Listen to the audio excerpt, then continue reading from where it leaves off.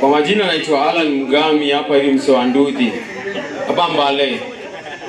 So siku hizi jaba za wasee tu hapa, jaba mingi tu, pera mingi na hakuna kitu mnajaribu kuonini. Okay, hapa mmesifu sijui ati Udi Muhamisi, sijui umefanya nini. Kwani mtu anafanya kwa M-Pesa? Mtu wangu utampea kura? Unampea kura aje? Haya, okay, tell a minute.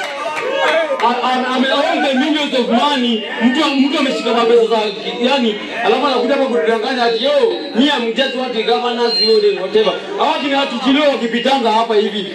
Nasema ukweli wangu. Uchileo wakipitanga hapa na hiyo KBT yake. Huwa wasimama. Ni fala. Asema jengepo ipanda za mapikipiki hapa. Kazi yake ni mimi am saying this. Ni jaba. Anasemanga hivyo okay. Chanzo kipita hapa Imana. Akisumeka bana zake hapa kwa stage. Hiyo siku. Haya, kai mwenyewe akipita hapa, hata mimi mtu mmoja wa kwanza kuangalia mpesa yangu statement inakujanga, si ndio?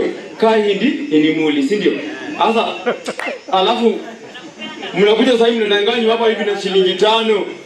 Sijui huyu anakuja kufanya nini, anafanya nini? Hao ni mabunuasi tu. Si jaba, siku nani? Mimi nani? Okay, mmesifu. Hapana, mnipatie time bwana. Mnipe time bwana.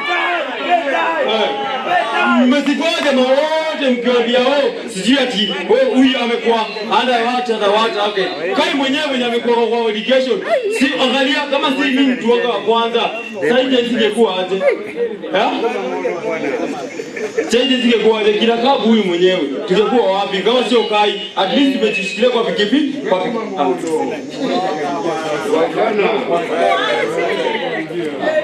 Naingia okay.